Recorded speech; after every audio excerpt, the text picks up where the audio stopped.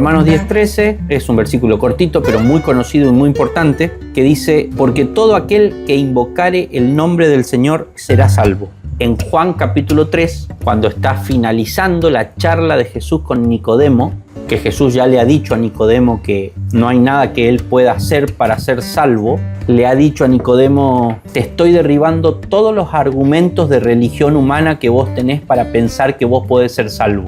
Porque de entrada te acabo de decir, si querés ser salvo tenés que nacer de nuevo, y luego te he explicado que eso es algo que vos no podés hacer. O sea que el mensaje que te he dado es: vos, que sos el representante de una religión, has creído toda tu vida que vos, por esa religión a la que vos pertenecés y por esa etnia a la que vos pertenecés, sos salvo. Ahora yo te estoy diciendo que nada de esas cosas que vos aportás te aseguran tu salvación. Solamente el nuevo nacimiento, que es algo que viene de arriba y que vos no podés manejar. Ese es el contexto. En ese contexto, cuando la charla está terminando y Nicodemo, imagínense cómo se está sintiendo. Una persona que toda la vida creyó que era salva y que toda la vida trabajó para ser salva, porque no nos imaginemos, hermano, que todos los fariseos eran corruptos y malas personas. O si lo eran un poquito, no necesariamente significa que lo eran del todo. O sea, quizás, y lo más probable es que muchos de ellos genuinamente quisieran agradar a Dios y ser salvos y tener una vida devota a Dios. Solamente que habían crecido en esa enseñanza de la religión de obras, o de la religión, y cuando digo de obras no estoy hablando necesariamente de catolicismo romano, que es muchas obras. Estoy hablando de, por ejemplo, arminianismo. Una sola obra. Aceptar a Jesús en tu corazón. Una sola obra. Repetir esa oración es lo que te hace salvo. Es una obra tuya. Lo que dentro del... Bueno, en la actualidad se llama decisionismo. Lo que se cree hoy en día mayormente en Latinoamérica, que viene del arminianismo, en realidad de mucho antes del siglo IV, ¿será que la voluntad del hombre está totalmente esclavizada al pecado y por lo tanto no puede responder al llamado de Dios de arrepentirse y poner su fe en Jesucristo? Entonces la discusión es si la voluntad del hombre está 100% caída y esclavizada al pecado o 99,99999%.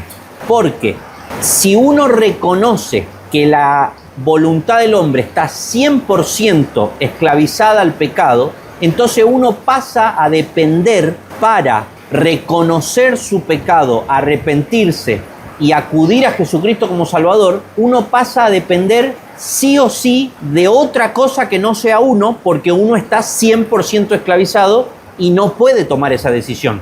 La discusión que viene habiendo desde el siglo IV es: ¿no será que hay un mínimo porcentaje de capacidad en el ser humano, aunque sea allá al fondo de la terapia intensiva, en el último hálito de vida, el ser humano puede levantar la mano y decir: sí, soy pecador, me quiero arrepentir y quiero aceptar a Jesucristo? Entonces la salvación en ese caso termina en última instancia viniendo a esa persona por la decisión que la persona toma. Eso se llama decisionismo, y eso es posible gracias a aquellos que sostienen que la persona no está 100% muerta espiritualmente, sino que está muy agonizante, pero todavía le queda un mínimo de vida para responder al llamado del Evangelio. A eso es lo que nosotros, quizá de manera no del todo correcta, le llamamos arminianismo, porque esa es una de las creencias del arminianismo. Los que sostienen esa idea, uno de los argumentos que tienen para sostener esa idea es que Dios nos dio a nosotros libre albedrío, o sea, la capacidad de decidir.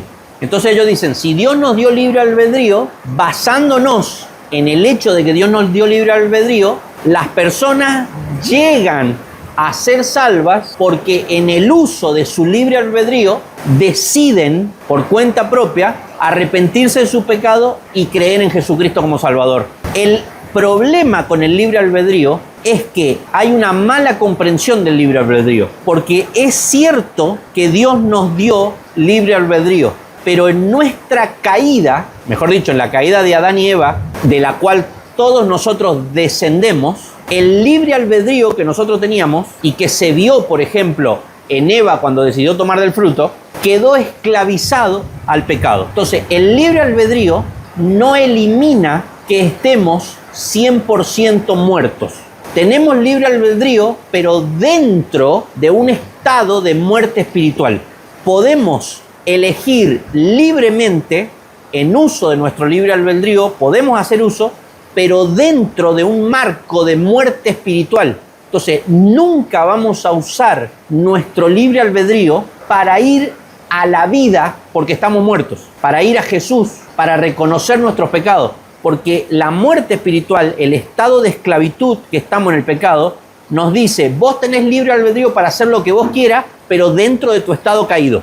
Cuando se produce en nosotros el milagro de la regeneración, pasamos de muerte a vida y ahí recuperamos el verdadero y completo libre albedrío que tenía Eva antes de la caída. Entonces, en uso de ese verdadero libre albedrío restaurado, tomamos la decisión de arrepentirnos de nuestros pecados, reconocer nuestros pecados y por ende buscar un Salvador, y por ende el único Salvador es Jesucristo. Eso es arrepentimiento y fe. Arrepentirnos de nuestro pecado y poner para salvación nuestra fe, nuestra confianza en Jesucristo. Eso se llama conversión, pero la conversión es posible gracias a que tenemos el libre albedrío restaurado previamente por la regeneración, que es aquello de lo cual Jesús le habla a Nicodemo en Juan capítulo 3. Cuando le dice, cuando vos de arriba seas renacido, ahí vas a poder invocar el nombre del Señor. Invocar es poner tu fe en Jesucristo. El problema de Jesús con Nicodemo es que Nicodemo venía, como todo Latinoamérica, con los tantos invertidos. Nicodemo venía diciendo, yo ya hice algo para ser salvo. Y Jesús le dice, vos no podés hacer algo para ser salvo porque tu libre albedrío está esclavizado al pecado producto de tu estado caído. Para que vos puedas hacer algo para ser salvo, que lo tenés que hacer de hecho, que es arrepentirte de tu pecado y poner tu fe en Jesucristo, primero tenés que tener la posibilidad de hacer eso, que no la tenés porque estás muerto espiritualmente. Entonces por eso primero tenés que ser liberado de esa muerte espiritual y pasar de muerte a vida. Y eso vos no lo podés hacer. Y Nicodemo le dice, ¿cómo? No entiendo, ¿cómo que yo no lo puedo hacer? Y Jesús le dice, es como cuando vos naciste. ¿Vos podés nacer por decisión propia? No. ¿De qué dependés para nacer? De otras dos personas que decidan y hagan lo que tienen que hacer para que vos puedas nacer. Bueno, en este caso es Dios en la eternidad pasada te eligió para que vos un día nazcas, o sea, para Él hacerte renacer, y en ese caso obviamente vos te vas a convertir. Cuando vos nacés de nuevo, te despertás a la realidad espiritual de que vos estabas muerto espiritualmente. Cuando te despertás a esa realidad espiritual, inmediatamente decís lo que dijo Lázaro cuando estaba acostado en la tumba y de repente se despertó, resucitó. Inmediatamente, ¿saben qué fue lo primero que se dio cuenta Lázaro cuando resucitó? Que había estado muerto. ¿Y qué se imaginan que fue lo segundo que pensó Lázaro? Dijo, ay no, búsquenme un revólver que me quiero suicidar, quiero seguir muerto. No, lo segundo que pensó Lázaro es, estoy vivo, quiero sacarme esto que tengo encima y quiero salir nuevamente a la vida. Bueno, eso se llama conversión. Yo antes estaba muerto, pero ahora estoy vivo. Entonces quiero funcionar como un vivo, no me voy a quedar acostado en la tumba y voy a pedir que cierren la piedra para que yo pueda seguir estando muerto. Por eso, hermanos, es muy grave el error doctrinal en el que nosotros vivimos, porque nosotros vivimos y venimos de una doctrina, esa doctrina que dice que las personas tienen en sí mismas la capacidad de tomar la decisión de ser salvas porque no están muertas espiritualmente, sino están muy enfermas de pecado, pero no totalmente muertas. El problema de esa doctrina es que pone la salvación de las personas en manos humanas. Se salva el que quiere. Cuando nosotros los reformados salimos a poner en tela de juicio esta doctrina, el término que usamos es la soberanía de Dios en la salvación. Porque esta doctrina dice, cada uno por decisión propia puede decidir salvarse o no. La Biblia lo que explica es, no, Dios es el que soberanamente salva a las personas sin depender de la decisión de las personas. Pero no significa que no hay un momento para la decisión de la persona. Pero ese momento para que la persona decida confesar su pecado, arrepentirse de su pecado y poner su fe en Jesucristo, es un momento que viene después de la regeneración. ¿Y por qué somos regenerados? Porque Dios soberanamente decide desde la eternidad pasada eligiendo a quienes va a salvar. Entonces, la doctrina de la que nosotros venimos, dentro de esa doctrina hay distintos matices, pero todas en última instancia ponen la salvación en definitiva como una decisión humana, cuando en realidad la salvación es una decisión humana, pero que es el producto de una decisión divina. Nosotros a eso le llamamos la soberanía de Dios en la salvación. O sea, Dios es soberano. Y cuando lo queremos decir de manera más sencilla, decimos la regeneración precede a la fe. O sea, porque es lo que le dijo Jesús a Nicodemo, porque el Espíritu Santo te va a regenerar, entonces vos después vas a poner tu fe en Jesucristo. Y ese es el versículo al que yo me refería, que es una especie de versículo que dice la misma verdad que Romanos 10:13, el que acabamos de leer. Romanos 10:13 dice, porque todo aquel que invocar el nombre del Señor será salvo. Ahora, si nosotros vamos a Juan capítulo 3, versículo 3, respondiendo Jesús le dijo, de cierto te digo que el que no naciere de nuevo no puede ver el reino de Dios. Nicodemo le dijo, ¿cómo puede un hombre nacer siendo viejo? ¿Puede acaso entrar por segunda vez en el vientre de su madre y nacer?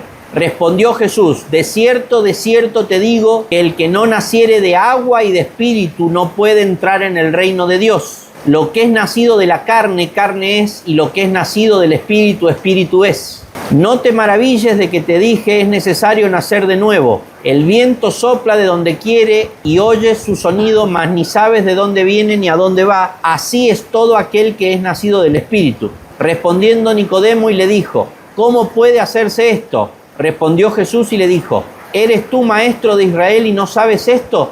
Y vamos más adelante, y en el versículo 14 dice, y como Moisés levantó la serpiente en el desierto, así es necesario que el Hijo del Hombre sea levantado, para que todo aquel que en él cree no se pierda, mas tenga vida eterna. El que invocar el nombre del Señor será salvo. ¿Quién es el Señor del cual hay que invocar su nombre? Es el Hijo del Hombre que va a ser levantado, y todo aquel que en él cree, todo aquel que invoque su nombre, tendrá la vida eterna, será salvo. La salvación viene cuando nosotros miramos a Jesucristo clavado en un madero. ¿Por qué? Porque en el madero, Jesús crucificado nos muestra un doble mensaje: la gravedad del pecado y el tamaño del amor de Dios, el carácter de Dios. La gravedad del pecado, ¿por qué la cruz nos muestra la gravedad del pecado? Porque el pecado es tan grave que Dios tuvo que matar a su propio Hijo para aplacar su ira, a su propio Hijo perfecto. Eso se llama expiación, se llama propiciación, tiene un montón de aristas distintas. Y el segundo mensaje, el amor de Dios es tan grande que Dios estuvo dispuesto a matar a su propio Hijo para salvar a estas ratas inmundas que lo crucificaron. Y lo siguen crucificando día a día, porque cada vez que vos pecás en el día, formás parte de la razón por la que Dios mató a su Hijo. Cuando Jesús murió en la cruz, cuando Dios decidió matar a su Hijo, una de las razones por las que decidió matarlo, por la que lo tuvo que matar, es por los pecados que vos y yo 2000 años después ibas a cometer. Entonces, cuando Jesucristo estaba muriendo por los pecados de las personas que vivieron antes de Él, durante su vida y después de Él, incluidos nosotros. Dicho eso, pasemos al segundo pasaje, que es 1 Corintios 1, 18 al 21. Todo esto que acabamos de explicar de Jesucristo crucificado, dice el versículo 18, porque la palabra de la cruz es locura a los que se pierden, pero a los que se salvan, esto es, a nosotros, es poder de Dios. Pues está escrito, destruiré la sabiduría de los sabios y desecharé el entendimiento de los entendidos. ¿Dónde está el sabio? ¿Dónde está el escriba? ¿Dónde está el disputador de este siglo? ¿No ha enloquecido Dios la sabiduría del mundo? Ese versículo, el versículo 20, ¿dónde está el sabio? ¿Dónde está el escriba? ¿Dónde está el disputador de este siglo? ¿No ha enloquecido Dios la sabiduría del mundo? Ese versículo 20 hace referencia a todas las personas en toda época que hacen uso de su creatividad para buscar una forma de llegar a Dios que no sea Jesucristo. Porque Jesucristo, versículo 18, les parece una locura a los que se pierden. ¿Por qué les parece una locura? Porque ya están perdidos. ¿Y por qué están perdidos? Porque no son elegidos. Ese versículo afirma lo que explicamos recién. A nadie que no haya sido regenerado, la cruz le puede parecer poder de Dios. Porque para ver a Jesucristo en la cruz y considerarlo como mi Salvador, yo primero tengo que haber sido regenerado. Si yo no fui regenerado por el Espíritu Santo, yo veo a Jesucristo y lo que veo es una locura. Por eso dice, la palabra de la cruz es locura a los que se pierden, pero a los que han sido regenerados, esto es a nosotros, es poder de Dios. Eso que acabo de decir, dice Pablo, ya estaba profetizado en el Antiguo Testamento, cuando el Antiguo Testamento dijo, destruiré la sabiduría de los sabios y desecharé el entendimiento de los entendidos. Los sabios, los entendidos, que han creído que pueden montar un sistema religioso que los haga salvos, como el que Nicodemo llevó esa noche cuando fue a la charla con Jesús. Hola Jesús, yo soy un líder religioso y además tengo a Abraham por padre. O sea, tu sabiduría, Nicodemo, es que vos vas a ser salvo porque sos un fariseo y sos descendiente de Abraham. Esa es tu sabiduría. Destruiré la sabiduría de los sabios y desecharé el entendimiento de los entendidos. Nosotros seguimos teniendo que enfrentar esas mismas cosas. La mayoría de los que estamos acá, o una buena parte de los que estamos acá, tuvimos que desechar nuestros argumentos que teníamos desde hace muchos años en los que se basaba nuestra seguridad de salvación. ¿Se acuerdan el versículo que leímos el domingo? Las armas de nuestra milicia no son carnales, sino poderosas en Dios para derribar, ¿qué? Toda altivez y todo argumento que se levanta en contra de ¿qué? Del conocimiento de Cristo, si no me equivoco, dice. Nosotros siempre tenemos que tener cuidado porque todos los días de nuestra vida el diablo y nuestra propia naturaleza caída nos va a empujar a una religión de obras. Nos va a empujar a que nosotros creamos que somos salvos porque venimos a esta reunión, porque conocemos nuevas doctrinas y palabras reformadas, porque sabemos decir tulip para adelante y para atrás, porque lo escuchamos al hermano que habla un montón de doctrina y anotamos en un cuaderno. Necesitamos que el evangelio nos sea predicado todos los días. Porque la Biblia dice, el que crea estar firme, mire que no caiga. Siempre vamos a tener la tendencia, porque nuestro propio orgullo nos lleva a dejar de creer en la cruz de Cristo. Porque la cruz nos humilla a nosotros. La cruz nos dice, sos tan incapaz de ser aceptado por Dios, que mirá lo que tuvo que hacer Dios. Esa humillación no nos gusta. Y eso nos empuja, por la razón de nuestro orgullo, a que nosotros, en el fondo de nuestro corazón, digamos, pero mirá, Señor, después de varios años, en lo buen cristiano que yo me he convertido. No, seguí siendo la misma rata inmunda del primer día. Y si Dios te va a aceptar en su presencia, es solamente por los méritos de Cristo.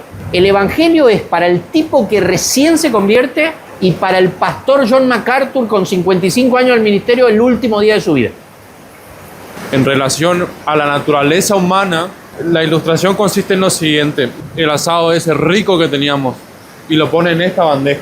Y supongamos que yo pongo acá basura, resto de mandioca y todo lo que como un cerdo.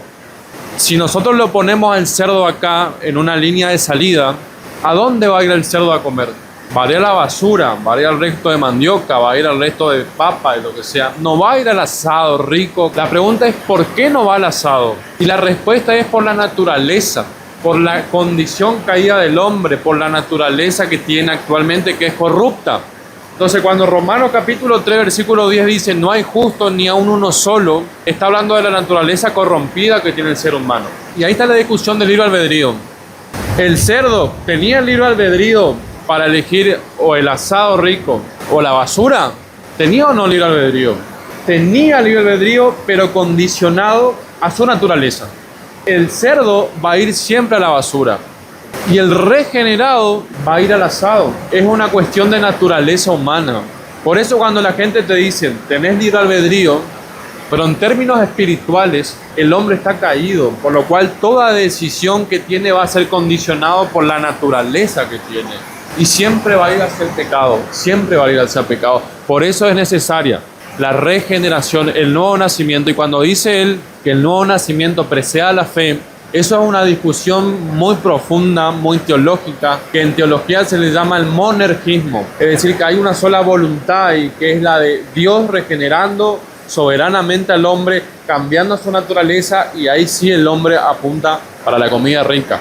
Entonces, monergismo significa que uno solo es el que dinamiza, el que energiza la salvación. Es Dios. No es sinergismo, que sinergia es cuando hay una especie de colaboración. ¿Viste? Hay sinergia entre vos y yo. La salvación no es sinergista. Yo y Dios. Dios me regenera, yo tomo la decisión. La salvación es monergista, es solo del Señor. Esto de que el chancho puede elegir el asado o la basura. Tiene el libre albedrío, pero su libre albedrío está esclavizado, entonces siempre va a ir a la basura. Y está muerto, no puede elegir bien por su naturaleza.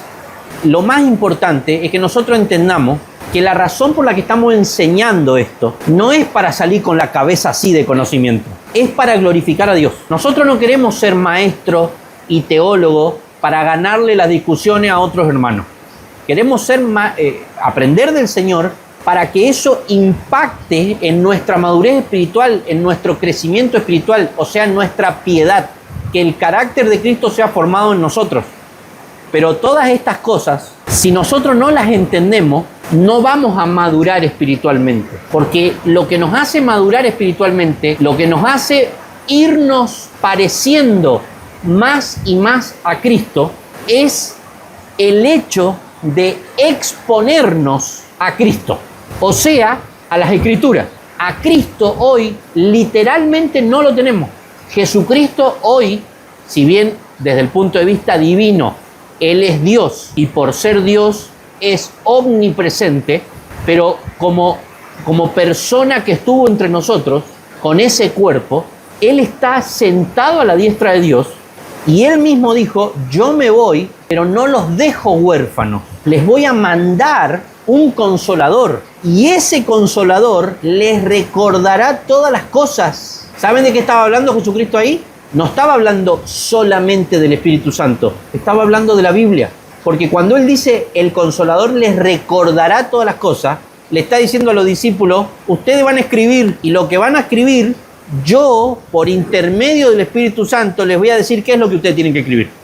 ¿Por qué Jesús hizo eso? Mandó un Consolador para que ese Espíritu Santo les recordara a los escritores de la Biblia lo que tenían que escribir. Porque esa es la manera en la que Jesús hoy quiere llegar a todos los que vivieron después de los apóstoles.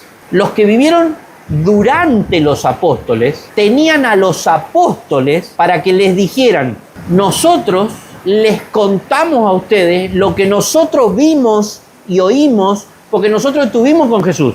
Pero después los apóstoles que vieron y oyeron a Jesús y posteriormente le contaron a las personas sobre Jesús, después se murieron. Y cuando se murieron se acabó el cristianismo porque no había más apóstoles. No, los apóstoles dejaron esto. Entonces nosotros hoy somos salvos por Jesucristo y somos santificados por Jesucristo, pero ¿a través de qué? ¿A través de los apóstoles? No, de lo que los apóstoles nos dejaron.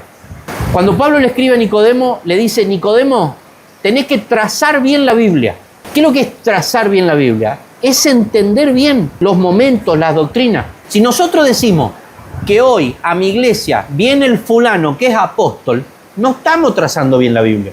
Porque la Biblia dice clarito que el apóstol es el que vio y el que estuvo con Jesús.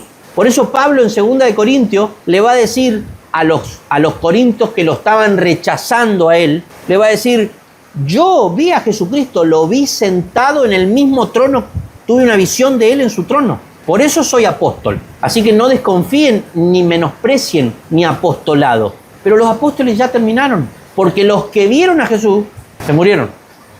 Entonces, hoy nosotros tenemos sola Escritura. Sola Escritura. Nadie nunca tiene la tendencia natural a decir sola Escritura, porque todos tenemos la naturaleza orgullosa en nosotros que nos dice Escritura más un poquito yo. Por eso cala también el arminianismo, el catolicismo romano, el decisionismo, las religiones humanas. Porque cuando vos decís sola Escritura, solo Cristo, solo por fe, solo por gracia y solo para Dios la gloria, el ser humano automáticamente se da vuelta y dice, ¿y yo? ¿Y para mí no hay nada?